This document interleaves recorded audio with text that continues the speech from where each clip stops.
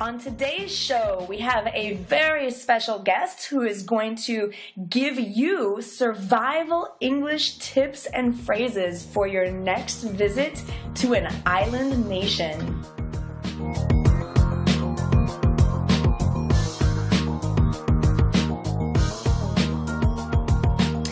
Hey, Lindsay, how's it going? Hey, Gabby, how are you today? Doing good. I'm actually here in England with my friend Matthew Clark. Awesome, yeah, and I'm here in Boston and Cambridge, just hanging out in the snow. I think Matt wanted to say hello. Hello. How are you two doing? We're good. Yeah, you said Boston's getting a lot of snow, huh? Yeah, absolutely. So we've got about 1.5 feet of snow here. It's crazy. Oh my goodness. I'm so happy I'm not there. Everything's a bit cold and rainy here in England, but no snow. Absolutely. So actually, my friend Matt is from Trinidad, and I wanted to bring him on the show for some island flavor this week to kind of to get rid of all that snow and all that I don't know, that awful weather in Boston. So, because last week we had Ron on the show, right, from the English Funcast, and he was talking about the Rasta Mouse program. You remember that, Lindsay? Yeah, that was a lot of fun. That was hilarious.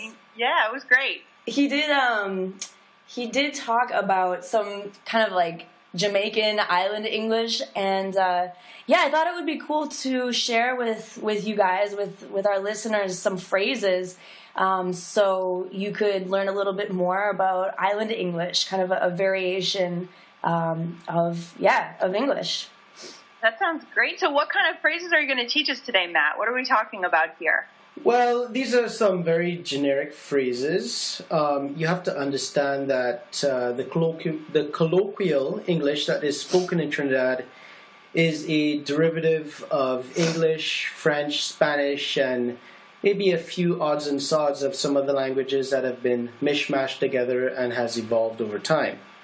Oh, wow. Okay. So it is just like regular English. It is constantly evolving and changing, but some generic forms that have remained I will use today. For example, olya.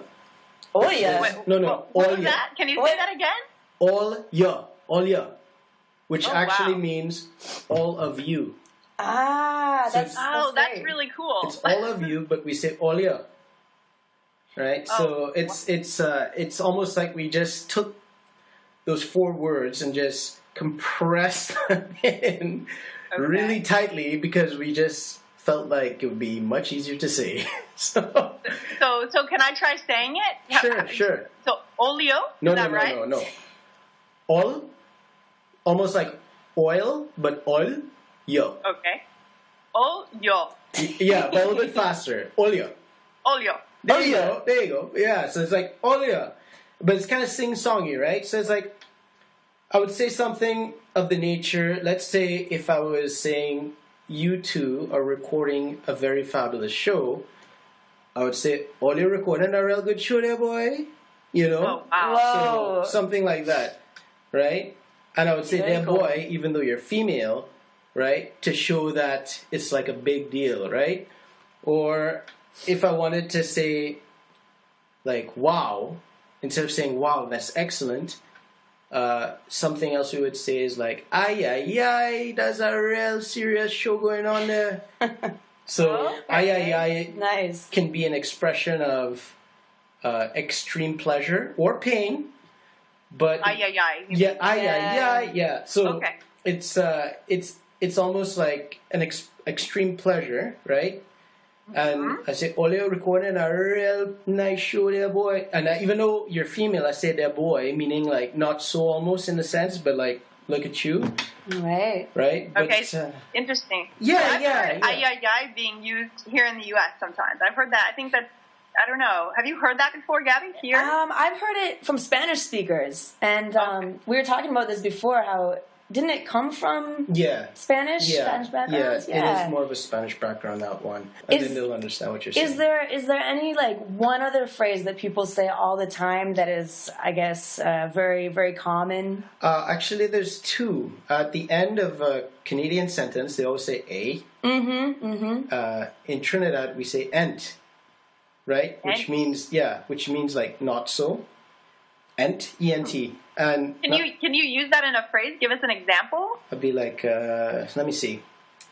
This is a very informative show, Ent. Oh wow! Like, isn't it? Yeah, exactly.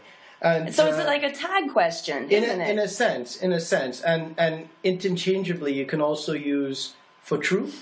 For true. For true, meaning truthfully. True. Like, is it true? Is it true or truthfully? Not so. Like really? For true. Yeah, exactly. Cool. Okay. Oh, interesting. Wow, these phrases are so different. Yeah, thanks for sharing those. Yeah, That's really cool. No worries. Yeah, anytime. Wow. Oh, that's fantastic. Well, thanks so much for coming on the show today, Matt. We really appreciate it. It's really cool to be able to share this with our audience.